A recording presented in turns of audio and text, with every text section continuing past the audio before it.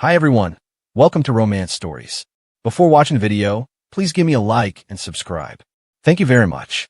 Right at that moment, the compensation money for my land clearance finally hit my account. So, I hopped on my beat-up electric scooter, took that cash, and made an offer to the school belle to have a child with me, strictly to improve my family's genetic line. I never expected that she would use that very same compensation money to turn the tides, stage a massive comeback, and rebuild her empire. To avoid being liquidated by her, I grabbed our daughter, who was only a few months old at the time, and went on the run. Who would have thought that after less than 2 years of hiding, I'd be dragged back? That night, I was locked to the bed as the belle looked at me with a cold smirk. "Hubby," she whispered, "it's dark out. It's time for us to go to sleep. Beautiful lady, would you like to buy a cup of lemonade? My lemons are super sweet." "Oh, you're such a darling. Let me give you a little squeeze." "Sweetie, how much for a cup of your lemonade?" I was lying comfortably on a long lounge chair, a mosquito coil burning nearby, watching my daughter stand on a stool skillfully haggling with the passing college students. I have to say, taking money from these students is like taking candy from a baby. One look at my daughter's adorable face and one listen to her sweet voice, and they're guaranteed to buy a cup.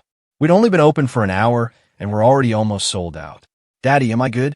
My daughter, Ava, climbed down from the stool and jumped into my arms to snuggle. "The best. My girl is obviously the best." I lifted her high in the air, laughing. Looking at her beautiful face, I felt a surge of smug satisfaction. Choosing to have a child with Mia over 2 years ago was definitely the right call. Ava is so well behaved, a perfect miniature clone of Mia. Her intelligence is leagues beyond her peers. At just over 2 years old, she can already handle addition and subtraction up to 100. With such terrifying natural talent, thank God I made the first move and married her mother. There's no denying it.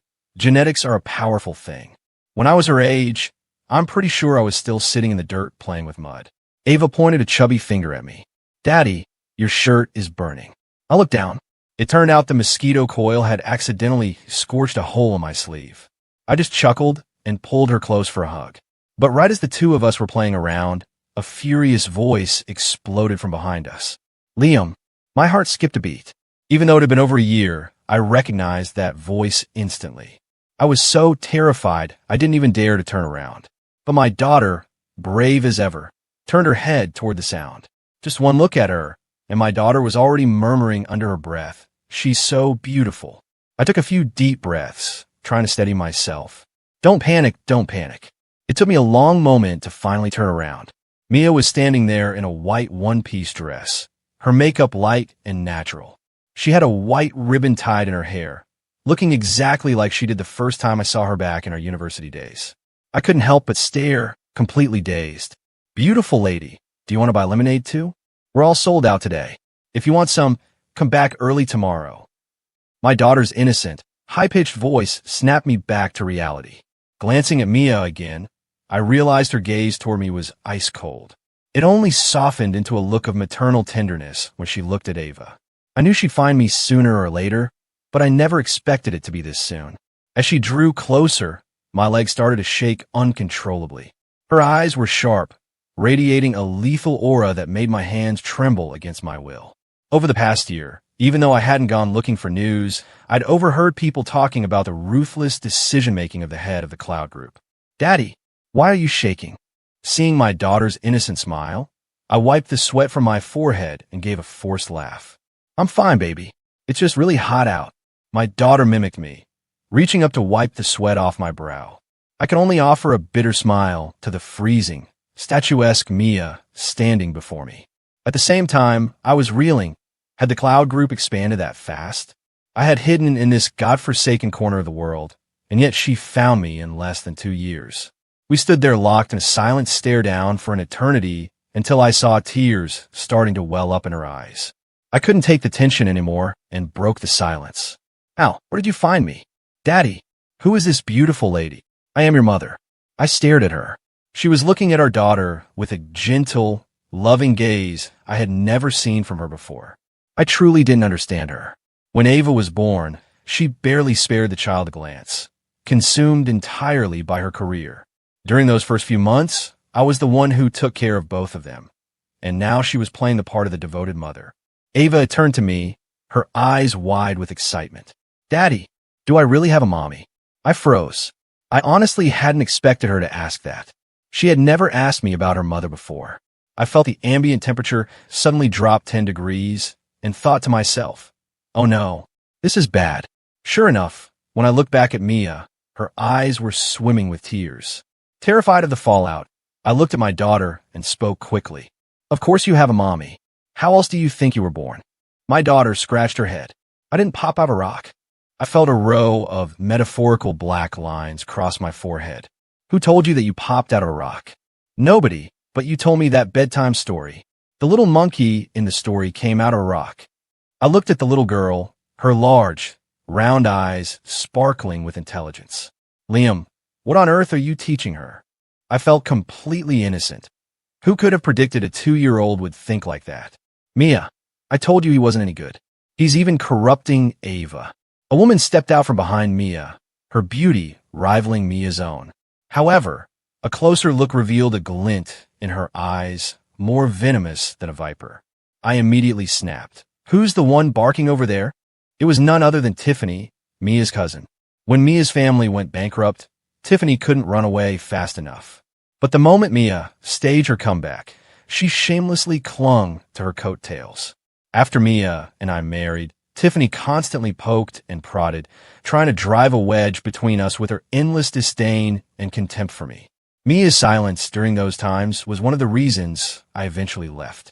Seeing me snap, Tiffany grabbed Mia's arm, feigning innocence. "Mia, look at him. We went through so much trouble to figure out how to bring him home, and he's not even happy to see us." Before Mia could get a word in, Ava leaned against my shoulder and spoke up. "Annie, I don't even act like a baby with my daddy. You're a big grown-up, and you're still acting like a baby? How embarrassing." "Well said, sweetheart. She really is that shameless." I roared with laughter at my daughter's wit. It was the first time Tiffany had been talked back to by a child. Her face flushed a deep crimson as she let go of Mia's arm, glaring at me with pure malice, though she didn't dare vent her rage on the little girl in my arms. Currently, Mia held a monopoly in Cloud City, and Tiffany's father's company relied on a crucial partnership with Mia's group. Even Tiffany's own job at the Cloud Group was a favor for Mia. She knew very well that this little girl was Mia's pride and joy. "Enough, stop bickering." I cut off my exaggerated laughter and looked coldly at Mia. I expected her to side with Tiffany again. To my surprise, Mia pointed at Tiffany and commanded, "Go back to the office." "Now." Tiffany tried to resist, looking aggrieved. But Mia didn't even spare her a glance, simply waving her away.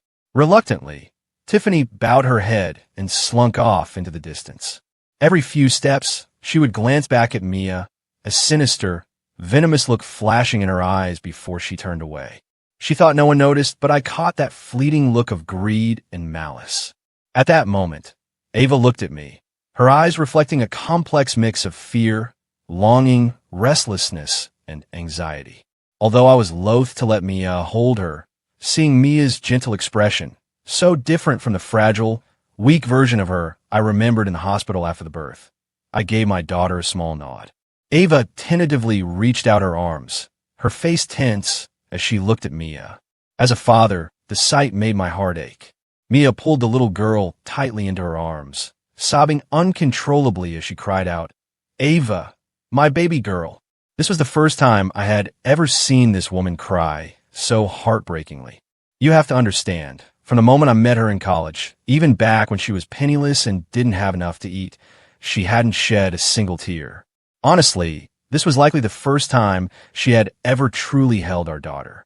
Even though she looked a mess from the crying, the scene was still breathtakingly beautiful. "Mama," Ava wailed, clinging to Mia just as tightly, her own tears falling in large droplets. Sometimes, you can't help but marvel at the power of blood. Even though Ava had never met Mia before, they were perfectly in sync. Watching the two of them practically turn into puddles of water, I tried to be the voice of reason. "All right, come on. Don't hold her for too long." Snap! Two faces, one large and one small, turned to glare at me with identical icy expressions. I could only purse my lips and back away with my arms raised. Fine. You two are the bosses. I'm just a chatterbox." The truth was, I still missed her terribly. But the gap in our status now wasn't just a hill. It was the distance from a mountain peak to the valley floor. Still, seeing mother and daughter embrace like that made me happy. For the first time, our family was truly together. Even though it was their first time interacting, they seemed to be doing just fine. Thinking of this, a smile tugged at the corners of my mouth. While they were busy being inseparable, I took the chance to go buy 2 bottles of water. As for whether Mia would try to sneak off with a girl, I wasn't worried at all. I knew her character too well. Besides, there was no way Ava would abandon the father who had raised her for years just for a mother she'd met once. Sure enough, when I returned, I saw the 2 of them sitting on the bench, holding hands and chatting. The woman I loved had given me a child who was her spitting image. Looking at this harmonious scene, I wondered if life could just stay like this forever. Unfortunately, reality always hits. I knew her appearance was likely just a fleeting moment. Seeing me return, Mia immediately stood up, her hand still gripping Ava's tightly as she spoke cautiously. Liam, I want to... Don't even dream about it. I cut her off. Don't think just because I let you 2 have a moment that you can snatch her away from me. I knew her. The moment I saw that look on her face, I knew exactly what she was going to say. Right then, my parents arrived, fresh from selling vegetables at the market. Even though our family received a significant compensation payout 2 years ago, my parents had labored their entire lives and couldn't sit still even in hiding. They often set up a stall at the market to sell produce. When they spotted Mia, they were shocked into silence. Finally, they spoke up awkwardly. Daughter, you're here? After all, they were the ones who had run away with me. Seeing their daughter-in-law again under these circumstances was, to put it mildly, quite a difficult situation. Mia gave a polite nod and greeted them softly. Father, mother. I didn't care about the formalities. You can see her, but if you think you're snatching her away from me, you've got another thing coming. I pulled Ava firmly into my lap. I could see the longing in Ava's eyes. She kept glancing back at Mia with a shimmering gaze. I forced myself to look away, terrified that if I softened for even a second, Mia would vanish with her. My parents, seeing my defensive posture, immediately understood that Mia had come to claim her daughter. They stepped forward in unison, eyeing her with deep suspicion. Mia took in the scene and realized that today was not the day she would be taking Ava back. She let out a heavy, lingering sigh. The office has some urgent matters, she said, her voice thick with regret as she turned to leave. Watching her silhouette retreat, I thought about the fact that she was, after all, Ava's biological mother. I decided to give her a warning. Mia. She stopped in her tracks but didn't turn around. I suspect she was afraid that if she did, she wouldn't be able to stop herself from lunging back to grab Ava. Be careful with Tiffany. The look in her eyes when she left, something wasn't right. Hearing this, Mia let out a soft, knowing chuckle, a smug warmth blooming in her chest. That stubborn man, he's still worried about me after all. She gave a small wave over her shoulder, stepped into the waiting car, and drove away. Ava watched the car disappear into the distance, her eyes brimming with tears as she looked up at me. Daddy, will I ever see Mommy again? The 3 of us adults exchanged heavy glances. I gave her a non-committal answer. Maybe later, kiddo. I didn't even bother with the lemonade stand. I just packed up and headed straight home. In the living room, Ava was still grinning like a little fool, already daydreaming about what dress she should wear the next time she saw her mother. Meanwhile, my parents and I were suffocating under the weight of our shared anxiety. We're moving. Tonight, I said. My parents looked at me, then slowly nodded in agreement. My father pulled Ava into a protective hug. Back when we first found out Mia was having a girl, he had looked a bit disappointed. But now, he doted on her so much he'd say 10 chubby grandsons couldn't replace her. After seeing today's display of power, they knew all too well that if the Cloud family truly wanted to take her, it wouldn't be hard. All Mia would have to do is drop a hint, and countless people would do her dirty work just to get on her good side. My mother understood this logic perfectly. She gently stroked Ava's head. If anyone wants to steal my granddaughter, they'll have to go through me first. We shouldn't stall. Pack the bags. We leave under the cover of night. Leave the vegetable stall and the lemonade stand. I added, just take the valuables and go. Over the last few years, my parents had remained honest, simple laborers. They hadn't even touched the massive compensation payout. They had tucked it away and lived entirely off the modest income from their vegetable stall. We moved with frantic efficiency. The house was filled with the sounds of clattering and packing until, finally, the noise faded. My parents and I sat in the living room, staring at the few crates before us and the mess of the abandoned home, shrouded in a heavy silence. Ava, however, was still lost in her joy of finding her mother, hopping around the room with excitement. "Daddy, are we moving?" I looked at the sky growing dark outside and coaxed her. "That's right. We're moving to a bigger house so you can see Mommy every day." Watching her dance around, a wave of guilt suddenly washed over me. I toyed with the idea of telling her the truth, but I decided against it. If I did, there was no way I'd be able to get her to leave. Seeing that it was time, I tucked my dozing daughter under one arm and grabbed my suitcase with the other. But the moment I swung the door open, I was met with Mia's ice-cold face. "What a coincidence, hubby," she said with a smirk that didn't reach her eyes. "It's getting late. Where are you heading with all those suitcases?" I froze, my blood turning to ice. Is there anything more awkward than getting caught red-handed trying to run away from your wife? Yeah, what a coincidence, I managed a nervous chuckle. Behind me, my parents spotted me at the door, their eyes nearly popping out of their heads. They dropped their bags and stood there in a stunned silence for what felt like an eternity. My mother was the first to break. "Oh, Mia, we're just getting ready to head back. We've thought it over carefully. A child needs her mother as she grows up." My father chimed in quickly from behind. Exactly. Ava is getting big now. This is exactly when she needs her mom the most." I stared at them, my head spinning. We had literally just agreed on the exact opposite. Why were they folding so fast? Then I looked back at Mia. I saw the chilling glint in the depths of her eyes and swallowed hard, nodding in agreement with my mother. "Mia, I brought everyone out to meet you." "Good," she said simply. She clapped her eyes, and a group of suited bodyguards emerged from the shadows. They efficiently took the luggage from our hands and marched toward the cars parked along the road. My parents and I exchanged a bitter, knowing look. Mia had made her intentions crystal clear by bringing backup. But God, I hated this about her. This habit of making executive decisions without a word of consultation. It was just like back then when she hired her cousin without asking me, even after I told her exactly how much Tiffany looked down on her. Mia had just stayed silent then, too. "What are you even taking her back for?" I snapped, frustration bubbling over. "So you could do what you did when she was a newborn? Toss her at home for a nanny to raise while you ignore her?" A flicker of guilt flashed in Mia's eyes, but she quickly masked it with a mocking grin. "Who said anything about taking her away? Liam, you're making zero sense." She looked at me like I was an idiot. I'm her biological mother. Do I not even have the right to see my own child? I just want to be able to see her whenever I want. Otherwise, why would I come all this way myself just to snatch her? "Why didn't you just say that?" I blurted out. If that was the case, why the hell was I planning a midnight escape? As long as she wasn't here to kidnap my daughter, everything was negotiable. My parents watched me, their son, who had just been completely played by a few clever words, and immediately lost all hope. They bypassed me and climbed straight into the large luxury car behind Mia. As I got in, they didn't forget to shoot me a look of utter disbelief. I stood there confused. Why were they looking at me like that? I watched as Mia carefully took the sleeping Ava from my arms and turned toward the car. I stood there dazed for a long time, feeling a strange emptiness as I realized Mia had only tracked me down because she wanted to see our daughter regularly. It wasn't until she rolled down the car window and poked her head out that I snapped back to reality. "What are you standing there for?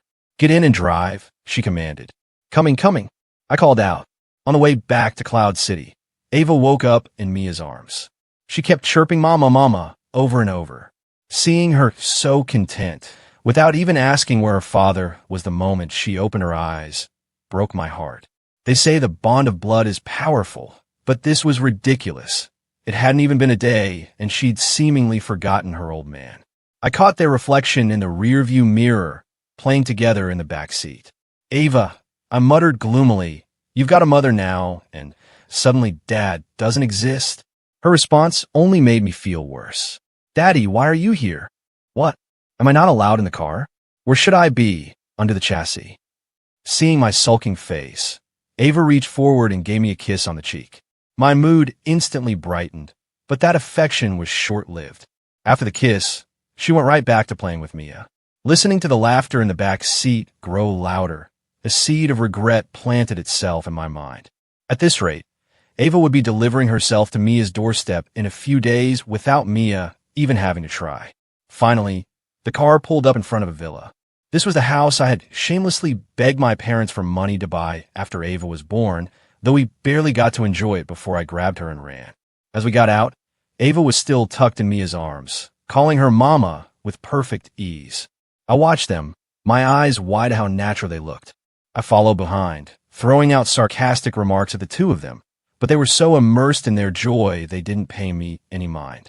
My parents had already hopped out earlier, claiming they wanted to visit some old friends. Left with no other choice, I collapsed onto the sofa. Even though I'd only been driving for a few hours, it felt like the most exhausting work I'd done in ages. I was used to using machines to mix the lemonade, after all. In truth, I hadn't taken the family very far. Following the logic that the most dangerous place is the safest, we had hidden in a small district under the jurisdiction of Forest City. If I had hidden in a major metropolis, I probably would have been found in less than 2 months. Once Ava had played herself out and fallen back asleep in Mia's arms, Mia tiptoed into her bedroom to lay her down. When she came back out and saw me sprawled lazily on the sofa, she knit her brows. Hearing her footsteps approach, I looked up. Before I knew it, she was standing right in front of me. I didn't even bother to open my eyes fully.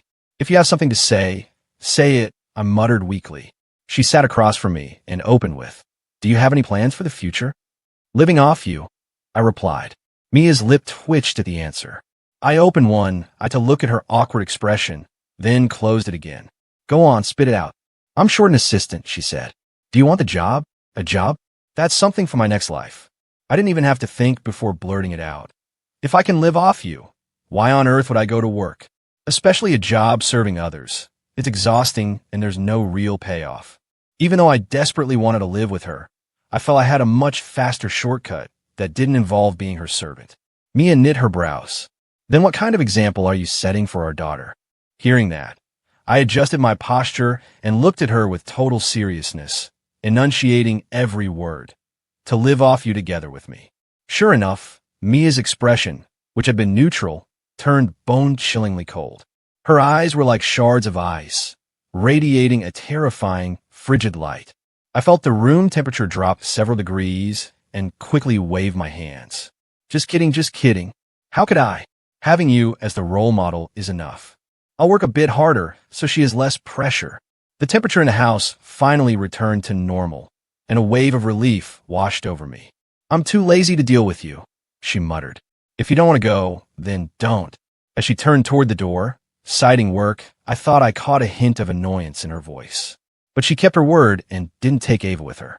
From what I knew, she had several properties and rotated between them. Hearing her car engine roar to life outside, I hopped off the sofa and crept toward her bedroom.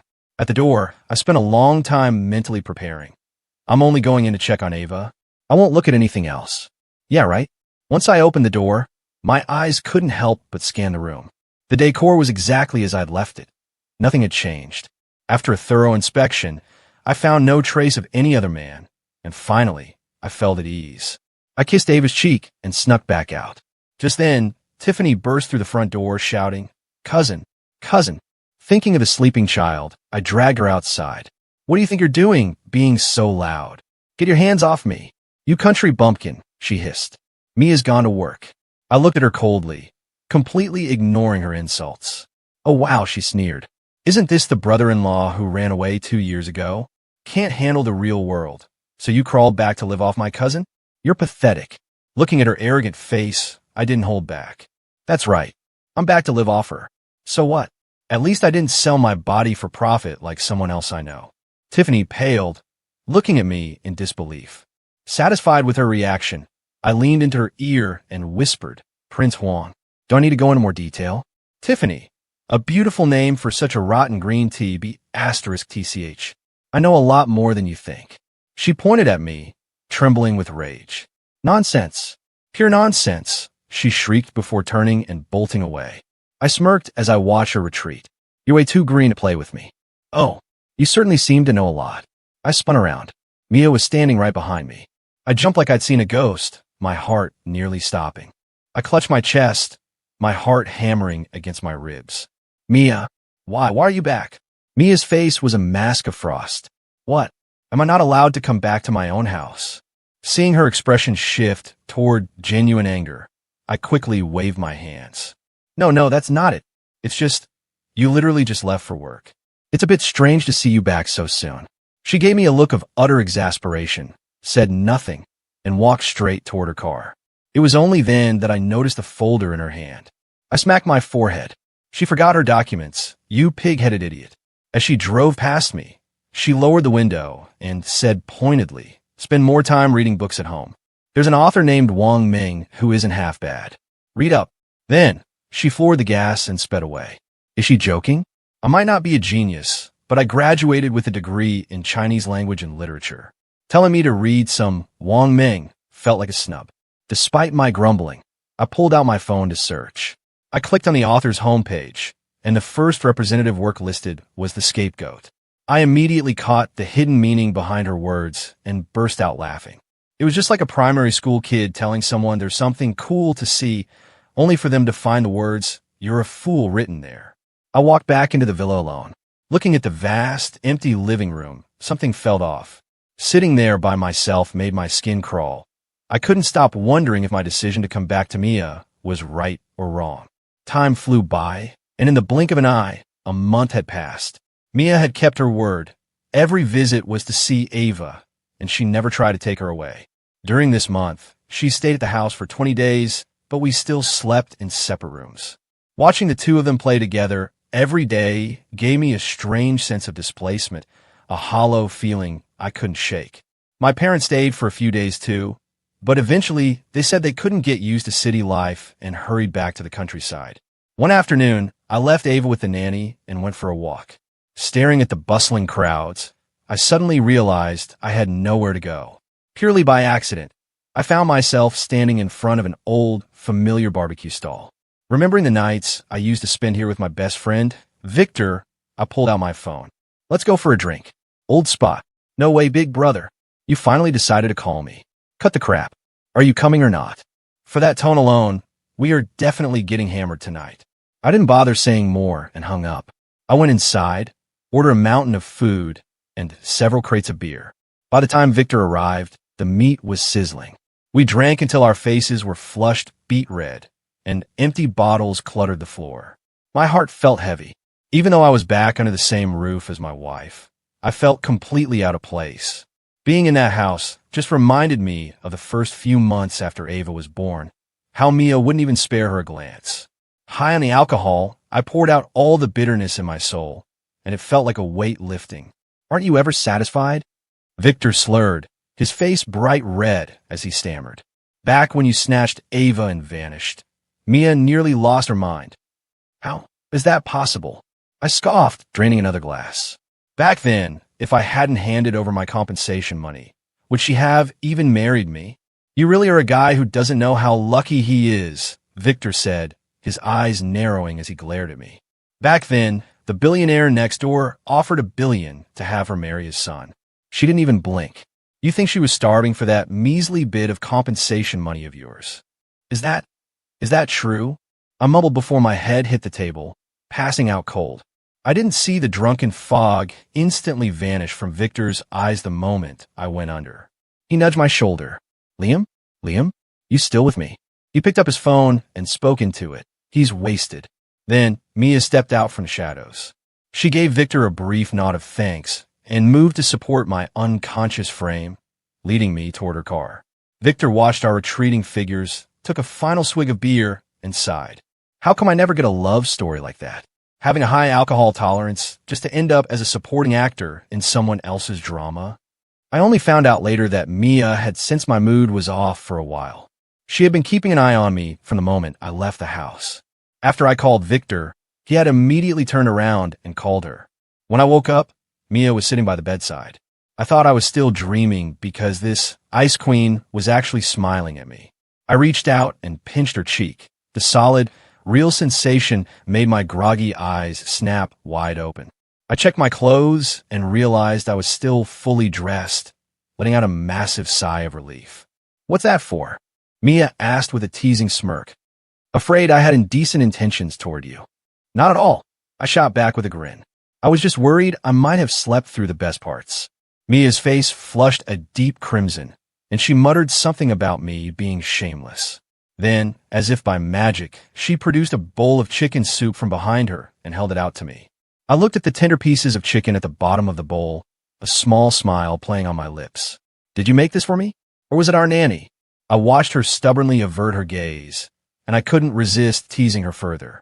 I gave her a half smile. "Really? Because I don't buy it." Mia's face turned even redder, but she stood her ground. "Are you drinking it or not? If not, I'm taking it back." She made a move to stand up. I quickly snatched the bowl from her hands. "I'm drinking. Of course I'm drinking." I took a sip. It was savory, rich, and delicious, but I pulled a face like it was toxic. "Oh no, why is this so salty and bitter?" Mia immediately grabbed the bowl back. "That's impossible. I didn't put that much salt in." She stopped abruptly after taking a sip herself. "Liam, you." Mia finally realized I had played her. She glared at me with those beautiful, almond-shaped eyes, her face burning, and stormed toward the door. Just before stepping out, she paused and looked back, her voice suddenly calm and mysterious. "You'll understand tomorrow." The comment left me completely bewildered. Understand what? Since she refused to elaborate, I couldn't wrap my head around it. I guess I'll just have to wait until tomorrow to find out what she's planning. The next day, a bombshell headline hit the front pages. Mia had personally delivered her own uncle's family to the authorities. It all started when Tiffany's massive embezzlement of company funds was exposed. Immediately following that, a string of crimes, including tax evasion and fraudulent bookkeeping by her uncle, came to light. Mia's name became legendary in Cloud City. Local business moguls quietly added her to the Do Not Cross list. After all, if she was willing to take down her own flesh and blood for the sake of justice and her empire, what could possibly stop her? I sat on the sofa, staring at my phone as the news unfolded. During the press conference, Mia stood on the podium, regally outlining every crime committed by Tiffany and her father. As I watched her commanding presence on the screen, I felt completely captivated. Suddenly, a pair of elegant arms wrapped around my neck. Mia's unique scent swirled around me as she leaned in. "Hubby, do you have any idea how badly I wanted to hold Ava the moment she was born?" she whispered. But I didn't dare. My uncle's family was watching my every move. If I had shown a single moment of weakness, they would have used her to control me. I investigated everything. It was my uncle who orchestrated my family's bankruptcy. To get my revenge, I had to be cold, calculating, and patient. But just as I finally gathered enough power to strike back, she paused, her voice trembling. You heartless man, took our daughter and vanished. It's a miracle you didn't run too far. If you had, I might never have found you again." I felt my shoulder grow damp with her tears. Finally, I understood. The coldness she showed after the birth, the distance, it all had a rational, heartbreaking explanation. The final thorn in my side was finally plucked out. I turned around and gently pulled her into a hug, kissing away the tears at the corners of her eyes. Once her sobbing subsided, I remembered what Victor had said during our drunken chat. I couldn't help but tease her. Victor mentioned that the billionaire next door offered you $1 billion to marry his son, but you turned it down for my measly compensation money. So, tell me, wifey, you've actually had a crush on me for a long time, haven't you? Mia's face turned beet red. She buried her head in my chest, refusing to meet my eyes. Who liked you? You're so full of yourself. Do you spend all day dreaming like this? Your mouth says no, but it's far too sweet for me to believe you. Let me have another taste. I silenced her rambling with a kiss. After such a long drought, a fierce storm was inevitable. Our reunion lasted well into the next morning, and for the first time in years, neither of us wanted the world to catch up to us. The story ends here. Thanks for listening.